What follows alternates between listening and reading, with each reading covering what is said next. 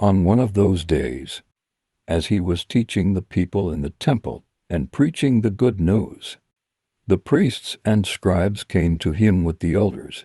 They asked him, "Tell us, by what authority do you do these things, or who is giving you this authority?" He answered them, "I also will ask you one question. Tell me, the baptism of John, was it from heaven or from men?" They reasoned with themselves, saying, "If we say, from heaven, he will say, why didn't you believe him?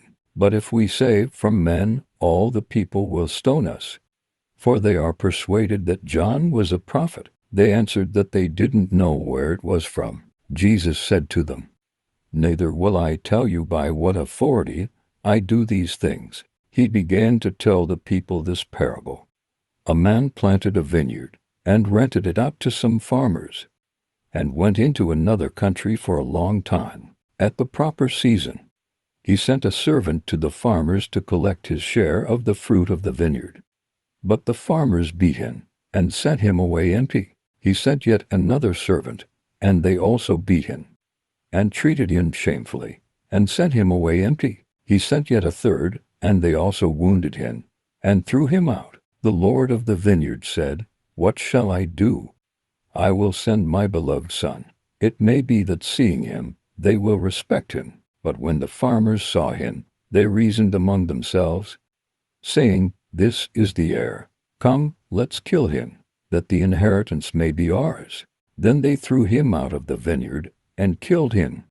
What therefore will the Lord of the vineyard do to them? He will come and destroy these farmers, and will give the vineyard to others. When they heard that, they said, "May that never be." But he looked at them and said, "Then what is this that is written? The stone which the builders rejected was made the chief cornerstone. Everyone who falls on that stone will be broken to pieces, but it will crush whomever it falls on to dust." The chief priests and the scribes sought to lay hands on him that very hour, but they feared the people, for they knew he had spoken this parable against them. They watched him and sent out spies, who pretended to be righteous, that they might trap him in something he said, so as to deliver him up to the power and authority of the governor. They asked him, "Teacher, we know that you say and teach what is right, and aren't partial to anyone, but truly teach the way of God. Is it lawful for us to pay taxes to Caesar or not?" But he perceived their craftiness, and said to them, "Why do you test me? Show me a denarius, whose image and inscription are on it." They answered, "Caesar's." He said to them, "Then give to Caesar the things that are Caesar's, and to God the things that are God's." They weren't able to trap him in his words before the people.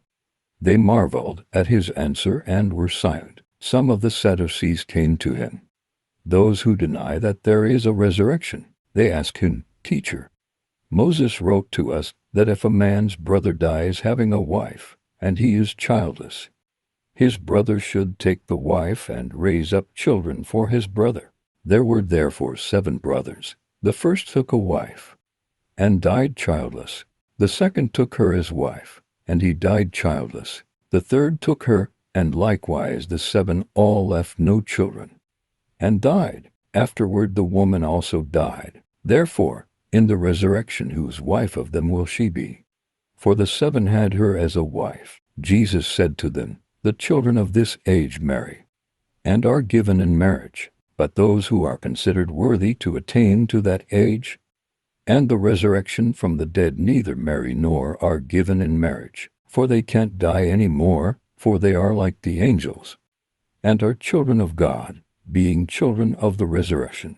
But that the dead are raised, even Moses showed at the bush, when he called the Lord the God of Abraham, the God of Isaac, and the God of Jacob. Now he is not the God of the dead, but of the living, for all are alive to him."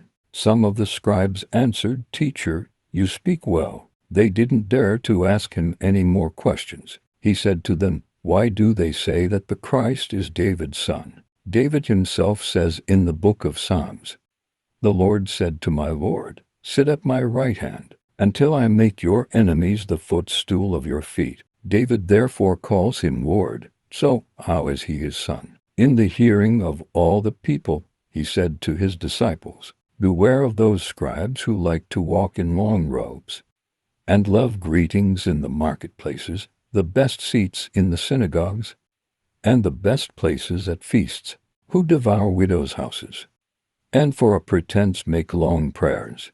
These will receive greater condemnation." Thank you for watching. Please like, subscribe, hit the bell and share.